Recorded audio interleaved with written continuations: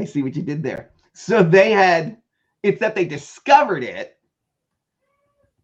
People lower in the company. This is a, oh my God, we were supposed to be creating this glue and pest strip with really sticky glue, and it's just not sticky enough. It sticks to the paper well enough, and paper can stick to a wall, but that's not what we were supposed to do. Now we have to run this up the chain and tell 3M, maybe we could get some value out of it. And all of a sudden we have something here. Yeah. Post-it note is there. So they're kind of in that role of, we've made a discovery, but it's worse than that. Because what they really discovered was, this is the executive, it's the first one at Smith Corona that goes, oh no. Well, I just found out this is going to go away. This is not going to, the markets change, or even it's even worse than that. Let's say it's a, here's what essentially their problem is. We've been producing a certain kind of pill, supplement, whatever, and bodies have changed, the virus has changed, the things have changed, whatever the problem was, it doesn't respond anymore. There's tolerance built up, right? And so here they've got a situation where the very thing, there's no more boobaroo. It's Joe versus the volcano. You want to riff and jam. It's Joe versus the volcano, where the not the protagonist, but the person comes to Joe and says, I run these power plants. It is Joe versus volcano. I run these power plants. The semiconductors run on boobaroo. And there's only one place you can get this element, and it's on this island on Waponi Woo, and the Waponis don't want to sell it to me anymore. I'm out of business without this element. And so this element is scared kids. And society, which they couldn't see it because they weren't looking out there, they were enjoying the fact that they had this near monopoly, they had this stranglehold on the market and the vehicles and the processes. And so much so the kids were coming out of college to come to a trip there and see these people like rock stars doing this job. Enough of the tease. Let's get into it. Well, you said it. Let's go. Welcome back to another episode of The Ether, where we disrupt your thinking, challenge the status quo, and illuminate the path to easier business success. I'm your host, Brandon Gano, joined by my co-host, Sean Delaney, the creator, founder, and mastermind behind What If, where we exist to demonstrate the acceleration, ease, and joy that comes from running a truly harmonious business. Let's dive in to another episode and grow your business. Oh, we're back with The Ether, and we're in a silly, goofy mood today. That's what I decided. We're talking about, this is a fun one. We're talking about how your business might be like Monsters, Inc. So let's, first of all, yes, I'm talking about the children's animated Pixar movie, that Monsters, Inc. And okay, so Sean, let's lay the foundation here. First and foremost, you've seen the movie, correct? I have. How many years ago did you first watch it? Like roughly? That's a good question. I don't know. I had to have had kids. So you have those, yes. I have those. More of them maybe than I should. No. I have 3 of them. Yeah, they're running around. Really fun. So oldest one is 11. Somewhere in the last probably 8 years. Okay. Somewhere in the 8 years. I think so. I think the movie came out in like 2004. I saw it when I was a kid, but I just I'm sorry to drop that on you. That's not when I was a kid. Yeah, no, not when you were a kid. But my kids were watching it the other day. They found, my wife took them to like the Dollar General and saw the dollar movie bin, and they picked up a bunch of DVDs. Monsters, Inc. was one of them. So I'm sitting down watching it with them, and I was like, there's actually some really interesting business overlap in this movie and lessons. And then not only that, go a step deeper, and there's so many ties to the harmonious architecture that we talk about all the time. So I was like, listen, if we're just going to be two goofballs talking about business on a podcast, we might as well make it fun. So let's dissect how Monsters Inc. could parallel a lot of small businesses and how you can avoid kind of what they went through, but ultimately failure in your business. So are you ready for this? It's very on brand. And yes, and you know why? That's going to happen because it was a great movie and everyone could enjoy it. Why? Because kids didn't have to understand business and all those dynamics and everything, but the movie was dealing in truth, the true essence of these disciplines. And so the characters, even though they're fanciful, cartoonish characters, they did a real dynamic played out. And so people feel that. And so the movie was good. Any great movie that moves you is probably playing in the realm and the level of the essence of truth, which is where the architecture comes from. So that's why it applies. So let's talk about it. Let's riff and jam, my friend. Yeah, let's dive in. Okay, so we don't have the budget on this podcast to play clips from the movie. So donate below. No, I'm just kidding. There's no donate button, but we're gonna just describe it and talk about it and do our best. So if you haven't seen the movie, just keep scrolling to the next video. That's totally fine. But for those of you who have, and I'm sure that's most of you, let's lay the foundation. So Monsters Inc. We did some research here. We're very prepared. It's based in the late 1800s in Monstropolis. It is Monsters Inc. is a power company, basically the energy company, and they use children's screams to supply power to the town. Now, what they realized in the beginning of the movie was that the children that they're scaring, they're going into the human world from the monster world through the doors, and the children that they're scaring are not as scarable, is that a word, as they used to be because they've been desensitized by the media and movies and all these other things. So there's an energy crisis approaching Monstropolis and Monsters Inc. So you have this company who's massive, almost 100 years old. They've been doing this forever, third generation company. Does this sound like a lot of small businesses in second, third generations, or even first generations, just approaching a crisis, maybe one that, I don't know, happened 3 or 4 years ago at this point? Yeah. This is a very real scenario. So what they did not realize was that there possibly might be a better solution to provide their product to their customers.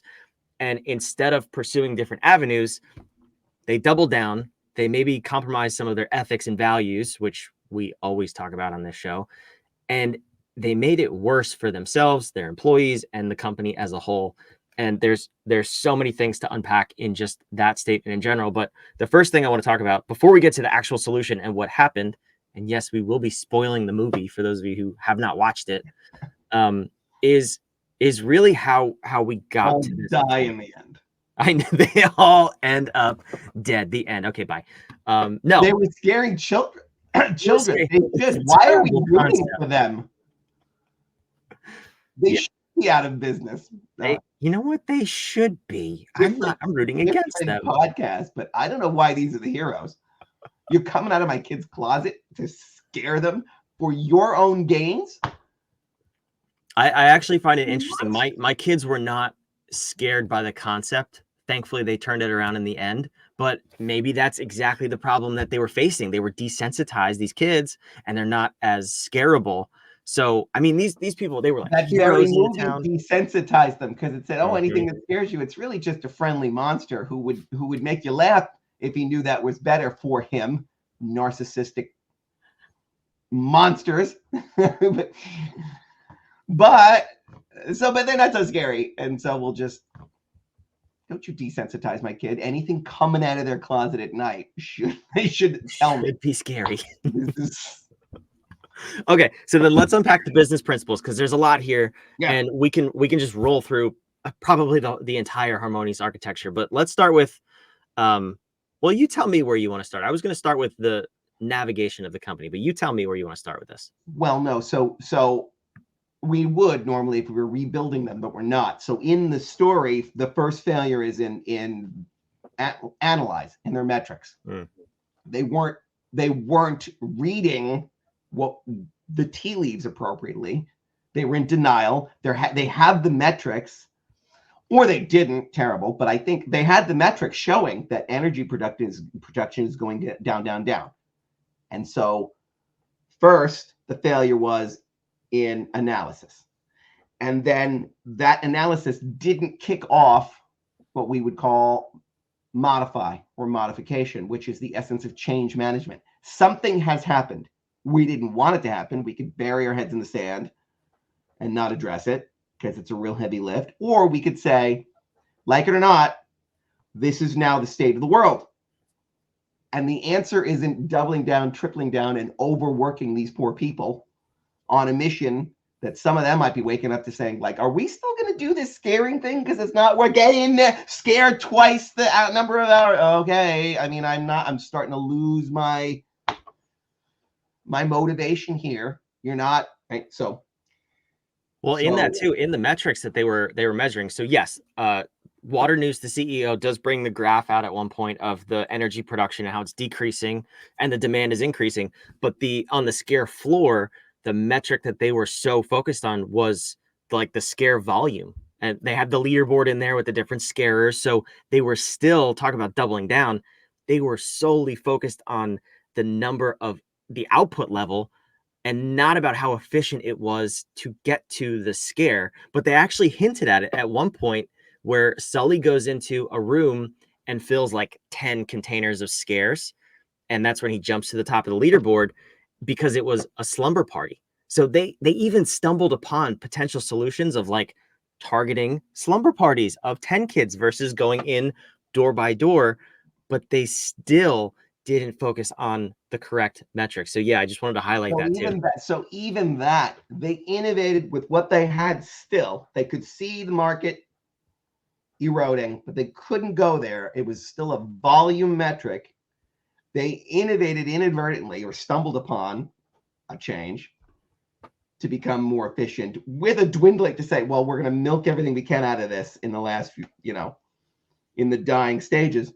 They still couldn't normalize that and understand that because it was too different than this is the only path that we have. How sad and how typical of every single company that's ever gotten really, really, really refined in something so much so that they loved. There's a phrase in writing, authorship, which is you have to be willing to kill your darlings, which is you're creating these things that you love. But if Ned Stark would never get beheaded for the entire show, as opposed to in the first season, then Game of Thrones doesn't really mean anything because there's no stakes. You have to be willing to kill your darlings to make this beautiful thing, right? And so you can get but this process was so good. Yes, and Smith Corona had the best typewriter, and right up until the point no one needed them. So be willing to kill that darling and say, no, we're Kodak. Yeah, we were film. We're not film anymore. We're capturing memories. Yeah. So they were able to pivot. So that's why I said change, modification comes next. The next thing, now that if they were doing this right, they analyzed the data, they knew they had to change. Well, now inspiration kicks in because you've got to change how we're doing things. We've got to get hearts and minds for the people, right? So we have to be able to inspire them. And inspiration has several elements inside of that discipline. Mindfulness, which has components of curiosity, imagination, to be able to see what you're seeing and extrapolate from there. We're not unpacking that right now. But in there also is influence, which is, okay, so to inspire others, there's also the element of, or the component of demonstration, which is I will lead by example. And that's the whole leadership aspect of inspiration. But that's why we don't call leadership, we call it inspiration, because leadership is really a subset of it. Inspiration is of yourself and others with multiple elements and tools in there. But in that influence, right, they have to be able to get management to see and change and move in another direction, and then everyone working there on those teams, because a lot of these people are already now fearful. They're not going to change. This is the marriage of modification and influence that comes to the fear of change, the protectionist kind of, well, I don't know. I went to school to be a scarer. I was my parents and my parents' parents were scarers. I come from 3 proud scarers. And I was trained to scare. I went my whole life. I wanted to go to the Harvard of scaring. I went to it. I'm a legend in the world of scaring. Bullshit. We're not gonna be scaring company anymore. Funny. There's not a funny bone in my body. What are you talking about? And this entire company was designed that the scare is it. The money, power, influence, and position all went to the best scarers. And well, at that point, they hadn't realized that the laughter was 10 times more powerful in terms of energy than a scare. So, yeah, they were, like we said, they were doubling down. That's the direction leadership went. But then the next mistake, and really the one that kills companies, is they violated their navigation. The mission of Monsters Inc. was we scare because we care. So you have to kind of extrapolate from that care, well, they probably care about the people they're scaring. They don't want to like kill the kids. If you kill the product, then you can't re-scare it, right? no, But yeah. And they also care about their clients, the people they're providing energy to. So if we scare because we care, that's when leadership went in the doubling down process, then created this monstrosity of a They had machine to. that So in the influence cycle, then they would get to that point where they would say, this is so deep that we have to return to navigation. Because it's not just like, well, we can't use a particular plane. Thanks, Boeing. But we're still an airline, and we're gonna yeah, it's a big shift, but we're gonna adjust accordingly by changing. It's gonna be hard, but we got to get all new planes in here, all new things, whatever. That's different than, oh my God, the very thing. Flight is no longer a thing. Teleportation is better. We didn't know we could. Found out we could. What do? Do we stick with planes still, or do we United suddenly go with teleportation? If we're in the business of travel, are we in the business of flights or in the business of quick, efficient, and safe travel? Because when teleportation comes around, you'd better be poised. You better be playing at the right level in your value proposition, not flights. It's a different thing. you're stuck to the vehicle at that point. You can't Stuck to the change. vehicle at that point. And so they were really tied to the vehicle. But think about why they wouldn't want to change. In this scenario, I just said colleges are churning out scarers. They're not churning out jokesters.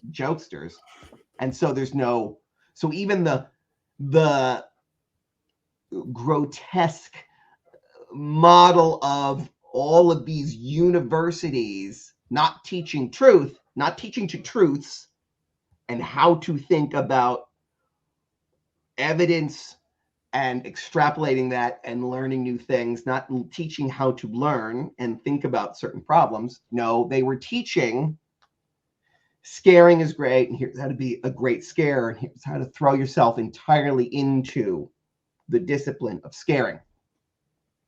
That's horrendous. That's not education, that's indoctrination for a particular model of generating income.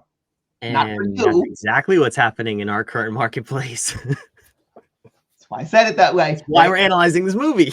Generating income, not for you. That's a job. It's generating income for the machine. And so you have this machine. It's a near monopoly in the city, and it's pumping out energy that everyone is so desperately tied to. And they think the only vehicle is to frighten children. And they've set up all their institutions for it. They've made heroes of these, but culturally, it's been reinforced by those institutions, different institutions, to make heroes of these people and do that whole dynamic too. So for this company to have to change, there's almost no one willing to do it. The only reason that movie works is because they realized this is dead. We can't not. They're Kodak in that moment of going, you can kick scream as you're going out the door, but you're going out the door if you're tied to this vehicle. because the vehicle is now gone. We don't do flights anymore. We do teleportation. So that's kind of the transition point of the movie when Mike and Sully get back in and they catch Waternoose in the act of threatening to steal as many children unethically as possible to sustain the production of the company. Obviously that's not the position that we want to be in as CEOs, but that's kind of what happens. If you continue down this path, you're left with, the further you get in that hole, you're left with no other options than to continue doubling down. So when he's caught by the feds, per se, I don't know what they're called, the CDA or whatever it is, and he's revealed, that's when Sully becomes the new, well, they temporarily shut down first, then Sully becomes the new CEO of the company, and they switch over entirely to laughter as a source of energy, which, as we've said previously, is 10 times more effective and powerful than screams. Okay, so in that, then now there's been a sea change, and now at this point, yes, if they hadn't done it before this would be the next step anyway. They have to revisit navigation. Who are we? Who do we serve? Those things are still the same. Our core values shouldn't have changed just because we said, well, we scare because we care. We don't scare anymore. That doesn't change who we are. Our core values should still be the same. Our mission is still the same. We're still serving the same people in the same way, like providing energy. But our vision is going to change.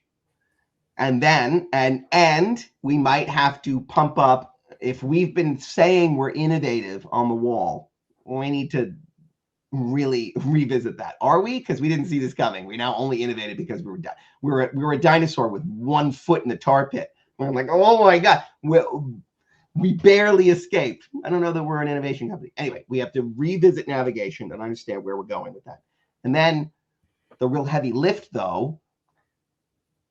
So heavy lift, if it turned out our core values made us do some really rotten things, and that's why we got in this place. So we need to, it might be that it's all fine except for we were asleep at the switch. So then you got to get into order. What is our value chain now? And how does that all change? We have to change everything we do here, potentially. We have scare floors built out. How we hire, how we monitor people, right? How we measure everything that we're doing. All the training that we have, all our ubiquity, all our marketing materials have to change, and all our job postings have to change, and everything we're doing, right? All our community outreach to find new young talent that's scary. We don't do any of that anymore. Those people aren't right for us. Well, you should still have a quota for hiring scary monsters. Okay, see where that gets us, society. Let's find the best funny monsters. And there's places for scary monsters inside the company. For that particular job, they got to be funny. I don't mean you're scary and you're ironic. They got to be funny, okay? So in home, which is what we call HR, home is humans optimized in a meaningful environment. So this entire environment has to change. We have scare floors. Everything's designed around the scare to change this entire culture. And we have to make these new jobs that we're creating and the new mission that we have meaningful to these people. We have to make the environment suitable to that funny environment that we now have to cultivate. And we have to optimize these people in a funny environment, not to use environment too much, but I'm picturing how they might have had, I don't remember the movie as well as you do, you just saw it, but if the rooms are all scary and we're getting everybody in the scare mode and that kind of thing, well, we need to change all of that kind of stuff, right? So then home becomes a huge thing. We got to get all these people there, and we have to manage it in the way that I think the movie kind of glossed over the fact that there was massive layoffs. Yeah. Right? Let's just gloss over that because, hey, it's an animated Disney movie. But yeah, there's some heartache in that movie because that's what happens think about what happens to every single pilot at every commercial airline when teleportation becomes the thing. Do you know something we don't know? Are we teleporting now? Like, is this a lot of people? I know you're involved in some things and big businesses, but I'm talking to a lot of very smart people, right? But you can see it's a great analogy because we've all seen movies, we all thought about it, what it would be like. So when those Star Trek teleporters come, whatever they're called, don't throw hate at me, Star Trek fans, right? But then all of this discussion, imagine that then they have flight schools, they have all the whole programs to get people to learn how to fly planes. You've got people coming out of the military, they're flying jets in the military. Well, the military jets might go away too, or maybe they don't, because you can't really, maybe you can't teleport bombs. Maybe you got to go through, maybe it's like time travel in Terminator, you got to go through naked. I don't know. And so great. So we still have pilots, but then what do you have to do? What do you do after you're not dropping bombs anymore? I don't know, right? Like, I can't go to the airline. All kinds of economies, careers, pathways, training programs. Massive machines need to be disassembled and then reassembled to do other functions. That's a massive change. And if you're not equipped to provide a home for the people that you need, that is attractive to them based on your understanding of ubiquity, your marketing, but your navigation, who you are and the jobs that you need, who you serve and the kinds of things you have, you're not going to be able to pivot quickly enough if you're not, unless you're thinking about how these disciplines really play out and the ways to leverage them in each other to be able to see a problem that is coming for your avatar and pivot in a way that doesn't blow up everything you've built, honors the processes and pathways that you already have through creating value for your clients, and to maintain that when the world shifts, because your mission doesn't change. I serve these people who have this need. Just because a technology or a societal or a geographic, like, environmental issue arises such that it could destroy the vehicle, the mission doesn't change, so long as the need is still there. Yeah, so this is a much bigger example than we're talking about changing an industry, because that would be an example of like a Fortune 500 or probably a Fortune 100 company, if not bigger, in the example of Monstropolis. When you take this example to small businesses and entrepreneurs, this happened yesterday, and that's why I think it's an interesting conversation to have about this movie. I was on a call where two different people were debating changing their industry, or I guess really the customer that they serve, but kind of industry hopping at the same time, much like Monsters Inc. did. And they don't realize that there's so much more behind it, that you have to completely restructure your business as you do that. So, you know, like Sean just said, and like we've been saying this whole time, if first and foremost, if you don't have that clarity on who you are, who you serve, what your business is in the first place, I want you to go to whatif.com and take our instant clarity assessment called the BAD, and it'll give you that roadmap of what you need to do next, what you need to change, and really where your business is. But after that, what you need to understand is if you're going to change the structure of your business and you're just going to continue throwing spaghetti at the wall, you're just going to end up back in the same place. And that's ultimately what happens every single time. So as we wrap up, Sean, what are your closing thoughts? The BAD is like a strength test that tells you exactly where you are in these 10 fundamental disciplines before something changes that causes you to test that strength and realize you're just not there. And so in the disciplines that we already talked about, plus the others, there are 10 of them total, this is the strength test to see where you are, so you know that if anything changes, you're going to be ready to handle it. Go do that. We'll see you next week on the Ether. Thanks for listening to this silly, goofy show about monsters. We'll see you next time.